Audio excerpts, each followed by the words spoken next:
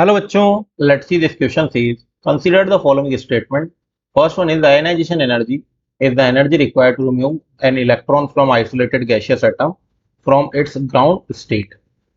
The second one is ionization energy can be either positive or negative. The third one is the second ionization enthalpy will be less than third but greater than first ionization enthalpy. Choose the incorrect statement. The first one, option first is first and second. Second one is second and third. C is only second, and the D one is first, second, and third. So the key concept for this question is ionization enthalpy.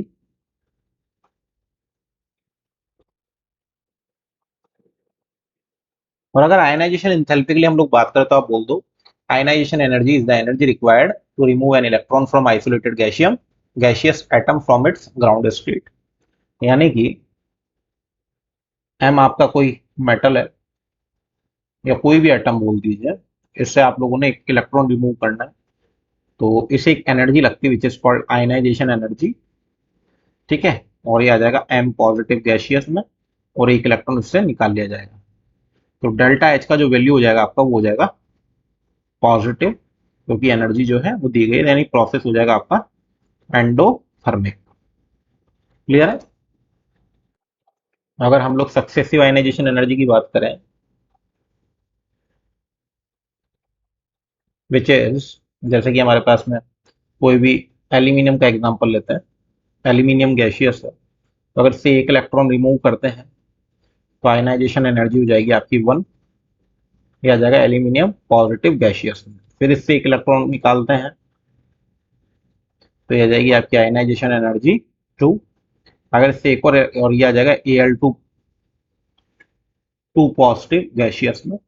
इससे अगर एक और electron remove किया जाए तो ये हो जाएगी आपकी आयनाइजेशन एनर्जी 3, ये आ जाएगा एल्यूमिनियम 3 पॉजिटिव गैसियस। तो आप ये देखें कि ionization energy 1 is less than ionization energy 2 is less than ionization energy 3 and so on. यानी कि आयनाइजेशन एनर्जी जो है कंपैरेटिवली बढ़ती ही जाती है। तो यहाँ से अगर हम लोग थर्ड स्टेटमेंट पढ़े, the second ionization enthalpy will be less than third but greater than first ionization enthalpy, तो ये बिल्कुल गलत है। सक्सेसिव आयनाइजेशन एनर्जी में जब जब आप आगे जाएंगे तो आयनाइजेशन एंथैल्पी आपकी बढ़ेगी ही। तो यानी कि ये थर्ड ऑप्शन, तो आपका जो थर्ड स्टेटमेंट है ये बिल्कुल रॉन्ग है आपका। Ionization energy can be positive और नेगेटिव, तो इसका आंसर भी यही दिया हुआ है कि डेल्टा एच की जो वैल्यू है वो जनरली कैसी होती है, पॉजिटिव, यानी कि प्रोसेस हो जाएगा आपका एंडोथर्मिक, यानी कि सेकंड भी आपका जो है स्टेटमेंट बिल्कुल गलत है। Now checking to the first, ionization energy is the energy required to remove an electron from isolated gaseous atom from its ground state। तो ये तो स्टेटमेंट ही है आयनाइजेशन एंथैल्पी का, ये ट्रू है। तो यानी कि सेकंड और थर्ड आपका जो है इनकरेक्ट है और हमसे इनकरेक्ट के बारे में पूछा जा रहा है। सो यहाँ से अगर हम लोग मार्क करें तो मार्क कर सकते हैं option B which is the right one, second and third.